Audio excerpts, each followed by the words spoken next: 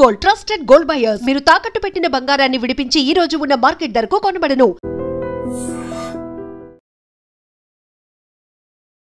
Hello views, welcome to iDreams media. Winter season వచ్చేసింది. వస్తూనే seasonal fevers ని కూడా తీసుకొచ్చేసింది. ఎందుకంటే తరచూ రీసెంట్ గా చూస్తున్నాం హెవీ రెయిన్ఫాల్, అసలు వర్షాలు కూడా తగ్గటం లేదు. దాంతో పాటు ప్రతి ఇంట్లో చిన్న పిల్లలు ప్రధానంగా ఎదుర్కొంటున్న సమస్య జలుబు, దగ్గు, జ్వరం. అసలు ఎన్నిసార్లు మందులు వాడినా, ఎన్నిసార్లు డాక్టర్ దగ్గరికి తీసుకెళ్ళినా ఈ వర్షాలు తగ్గట్లేదు, ఈ డిసీజెస్ కూడా తగ్గట్లేదు అనుకుంటుంటాం. కానీ అసలు వింటర్ సీజన్లో పిల్లలకి ఎలాంటి ఫుడ్ని ఇస్తే మనం ఇలాంటి వాటి నుండి దూరంగా జరగగలం? పిల్లలకి ఇచ్చే ఫుడ్లో అని చాలా మంది పేరెంట్స్ ఆలోచించేది ఏంటంటే, అమ్మో పిల్లలకి ఈ టైంలో పెరుగన్నం పెట్టచ్చా, అమ్మో ఈ టైంలో అసలు ఫ్రూట్స్ ఇవ్వకూడదు, కమలా పండు తింటే జలుబు వస్తుంది, అదేవిధంగా బత్తాయి తింటే అమ్మో ఇంకేమైనా ఉంది, అమ్మో అరటి పండు అంటూ ఆ ఫ్రూట్స్ అన్ని కూడా స్కిప్ చేస్తుంటారు. అసలు పిల్లలకి ఈ టైంలో ఎలాంటి ఫుడ్ని ఇవ్వాలో తెలిపేందుకు మన ముందు ఉన్నారు సీనియర్ పీడియాట్రిషియన్ అయినటువంటి డాక్టర్ వెంకటేశ్వరరావు గారు ఉన్నారు. మరిన్ని వివరాలు అడిగి తెలుసుకుందాం. డాక్టర్ గారు నమస్తే సార్. అసలు ఏంటి సార్ అంటే వర్షాలు తగ్గటం లేదు, అలా అని చిన్న పిల్లలు, మరి ముఖ్యంగా ఇంట్లో చంటి బిడ్డలు ఉన్న ఇంట్లో ఏంటంటే అసలు దగ్గు, జలుబు, జ్వరం ఏది తగ్గటం లేదు. బయటికి రావాలంటే వర్షం, అలా అని పిల్లల్ని ఇంట్లో ఉంచలేకపోతున్నాం. అదేవిధంగా వారికి పెట్టే ఫుడ్ ఇప్పుడు ఏంటంటే సీజనల్ ఫ్రూట్ని, ఏ సీజన్లో వచ్చి ఆ సీజన్లో ఫ్రూట్ని పిల్లలకి ఇస్తే వాళ్ళ ఇమ్యూనిటీ కూడా పెరుగుతుంది అంటుంటారు మీ డాక్టర్స్. కానీ అవి ఇవ్వాలంటే పేరెంట్స్ భయపడుతున్నారు. ఎందుకంటే దీనివల్ల జలుబు మరింత ఎక్కువ అవుతుందేమో అని ఒక అపోహ. అసలు ఈ సీజన్లో పిల్లలకి ఎలాంటి ఫుడ్ ఇవ్వచ్చు? పెరుగన్నం అనేది పెట్టవచ్చా పిల్లలకి ముఖ్యంగా? నమస్తే అండి.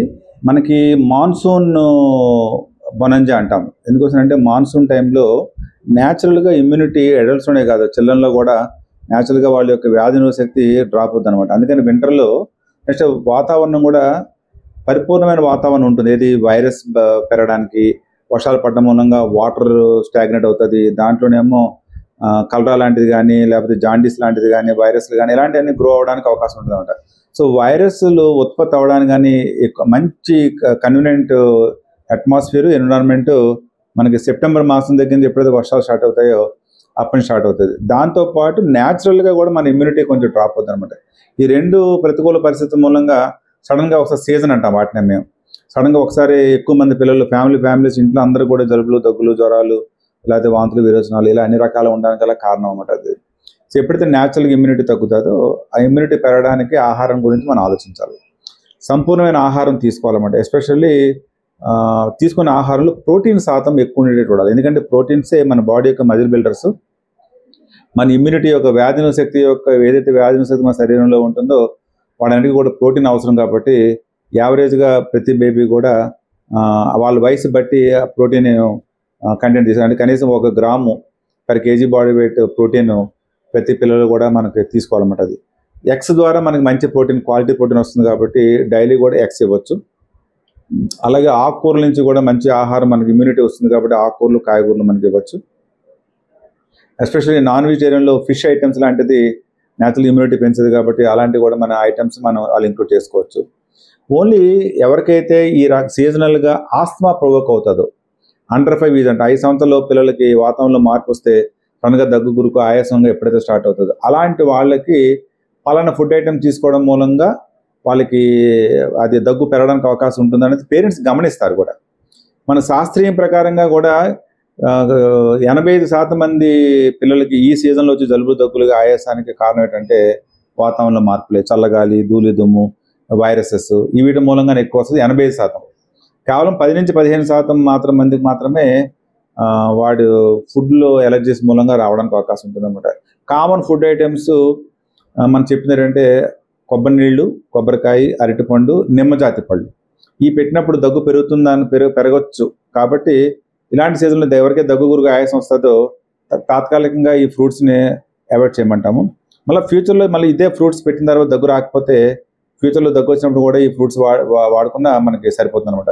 సో అందుకే ఫుడ్ మూలంగా ఎలర్జీ మూలంగా ఆయాసం వచ్చే శాతం చాలా తక్కువ ఉంటుంది కాబట్టి వాతావరణంలో మార్పు మూలంగా ఎక్కువ వస్తుంది కాబట్టి వాళ్ళు స్వతహాగా ఇమ్యూనిటీ పెంచుకోవడానికి మంచి ఆహారాన్ని పిల్లలు తీసుకుంటే సరిపోతుంది అన్నమాట. డాక్టర్ గారు, రీసెంట్గా ఒక వీడియో చూశాను, చాలా బాగా అనిపించింది. బోసి నవ్వులు నవ్వే పాపాయి అంటే కితికతలు ఎక్కువగా పెడుతుంటున్నాం. పిల్లలు నవ్వుతుంటే ఆ వారి నవ్వుని ఇంకా ఎంజాయ్ చేస్తూ పక్కపక్క నవ్వాలని పేరెంట్స్ కోరుకోరు. ప్రతి ఒక్క పేరెంట్ కూడా వాళ్ళ నవ్వుల్ని ఎంజాయ్ చేయాలనుకుంటారు. దాన్ని కెమెరాలో కూడా క్యాప్చర్ చేసుకుంటారు. అందులో భాగంగా పిల్లలకి కితకితలు పెట్టడం, ఆ వీడియోలో చూసినట్టయితే పిల్లలకి ఎక్కువగా కితకితలు పెట్టడం వల్ల ఊపిరి శ్వాస ఆగిపోయి ప్రాణం కూడా విడిచే పరిస్థితి వచ్చింది అని. నిజంగా పిల్లలకి కితకితలు పెట్టడం అనేది ఇంత ప్రమాదకరమా? ఆ వీడియో చూసిన తర్వాత ఈ క్వశ్చన్ అయితే వస్తుంది. కామన్ గా పిల్లలు, మనందరికి ఆశ్చర్యకరమైన విషయం ఏంటంటే యావరేజ్గా పెర్ డే చంటి పిల్లలు 500 times నవ్వుతారు. అదే పెద్దవాళ్ళు 15 సార్లు మాత్రం నవ్వుతారు. ఇప్పుడు ఈ మధ్యకాలంలో ఆ 15 సార్లు నవ్వడం కూడా తగ్గిపోయింది. ఎప్పుడైతే చంటి పిల్లలు ఎప్పుడైతే నవ్వుతారో ఆ నవ్వును చూసి మన నిజంగా పేరెంట్స్ కూడా చాలా ఆనందపడతాం. ఎందుకంటే పిల్లల్లో కలిగిన ఆనందాన్ని, ఎందుకంటే మదర్ అండ్ చైల్డ్ కానీ ఫాదర్ అండ్ చైల్డ్ కానీ ఫ్యామిలీ మెంబర్స్ మధ్యలో బాండింగ్, ఆ చిరునవ్వే ఆ బాండింగ్ పెంచుతారు అనమాట. అది కానీ పరిమితి పెంచి మనం ఎప్పుడైతే పిల్లల్ని ఎక్కువ ఎగ్జారేటెడ్గా మనం వాళ్ళని ఏడిపించడం అంటే బాగా ఎక్కువ నవ్విస్తామో ఆటోమేటిక్ గ్లాటిస్ అని ఉంటుంది మనకి ఇక్కడ.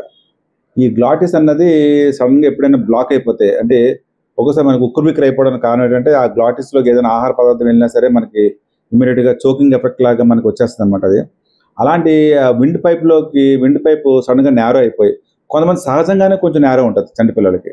అలాంటి వాళ్ళకి ఇలాంటి ఎప్పుడైతే అబ్నార్మల్గా కితకలు పెడతారో ఆ గ్లాటిస్ ఇంకా క్లోజ్ అయిపోయి మన ఊపిరి ఆగిపోవడానికి కూడా కారణం అవుతుంది అనమాట. అది అంతే ఎంజాయ్ చేయొచ్చు, కానీ పరిమితి మించి పిల్లల్ని మనం స్ట్రెస్ కానీ ఇలాంటి వాటి కూడా మనం గురి చేయకూడదు అనమాట. అది అందరూ పేరెంట్స్ గమనిస్తారని ఆశిస్తున్నాను. సార్, చిన్న పిల్లలు ఎక్కిళ్ళు రాగానే అదేవిధంగా పలబారిపోయారు అంటారు. ఏదైనా పెట్టేటప్పుడు పాపం పలబారిపోతుంటారు.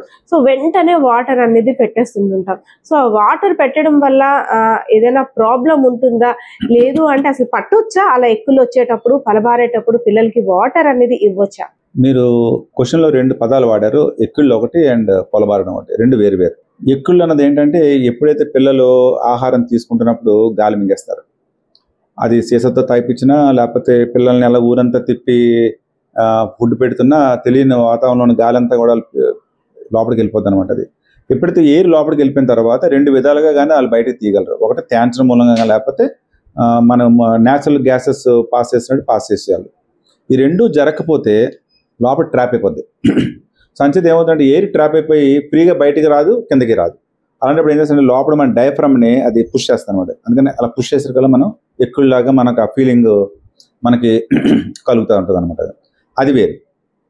రెండోది పొలబారడం అంటే ఏదైతే మన ఆహారం మనం ఎక్కువ నవ్వుతున్నా, భోంచేస్తున్నప్పుడు, లేదా తింటూ మాట్లాడినా, ఈ 2 కారణాల మూలంగా మనకి ఎక్కువ శాతం ఏమవుతుందంటే మెతుకు మనకి విండ్ పైప్లోకి వెళ్ళిపోతుంది అనమాట. విండ్ పైప్లోకి వెళ్ళిపోతే మన శరీరం ఒప్పుకోదు, వెంటనే దాన్ని బయటికి ఎక్స్పెల్ చేయడానికి చూస్తాం. అందుకే దానికి సివియర్ కాఫ్ రిఫ్లెక్స్ వచ్చేస్తుంది అనమాట, దగ్గు వచ్చేస్తుంది. మనకి దగ్గుతోటి దాన్ని బయటికి మనకి అయితే ముక్కంటి బయటకని వచ్చేస్తుంది, లేకపోతే నోట్ నుంచి మనకి అది బయటకు వచ్చేస్తుంది అనమాట. అందుకని మీరు భోజనం చేస్తున్నప్పుడు కానీ, నీళ్ళు తాగుతున్నప్పుడు కానీ నవ్వడం కానీ, భోజనం చేస్తున్నప్పుడు మాట్లాడడం కానీ, ఇలాంటి కొన్ని పనులు మనం చేయకూడదు అనమాట. చేయడం మూలంగా జరిగే నష్టాలు ఈ చోకింగ్ ఎఫెక్ట్స్ అనమాట. దీని మూలంగా ఒకసారి ప్రాణాంతంగా అయిపోతారు. ఎస్పెషల్లీ నాన్ వెజిటేరియన్ తింటున్నప్పుడు, ఎస్పెషల్లీ దుమ్ములు లాంటివి ఏమైనా తీసుకుంటున్నప్పుడు ఇలా కానీ పొలబారితే ఇమ్మీడియట్గా ప్రాణ ప్రమాదం అవడానికి కూడా అవకాశం ఉంటుంది. కాబట్టి ప్రజలు ఏ పని చేస్తున్నప్పుడు ఆ పని మీద దృష్టి ఉంటేనే మనం సేఫ్గా ఉంటాం అన్నమాట. డాక్టర్ గారు, థ్యాంక్ యూ సార్. అంటే చాలా విలువైన సమాచారాన్ని, అదేవిధంగా సూచనలు, సలహాలను కూడా ఇచ్చారు. ధన్యవాదాలు. నిజంగా ప్రస్తుతం ఉన్నటువంటి సమాజం దేనికి ప్రయారిటీ ఇస్తుంది? ఆర్థిక సంబంధాల చుట్టూ మాత్రమే తిరుగుతుంది. మళ్ళీ ఎన్నికలంగానే చాలా విరక్తి కలుగుతుంది. మంచి అనిపిస్తుంది కదా, లేడీస్ కూడా ఛాలెంజింగ్ జాబ్స్ చేసినప్పుడు చాలా బాగుంటది. ట్రాఫిక్ అసిస్టెంట్స్ గా నియమించిన ట్రాన్స్జెండర్స్ అందరితో సాల్యూట్ చేయించుకుంటున్నారు. ఫుడ్ డెలివరీ ఇవ్వటానికి వెళ్ళినటువంటి డెలివరీ బాయ్ అనిల్ పై కళ్ళ ముందు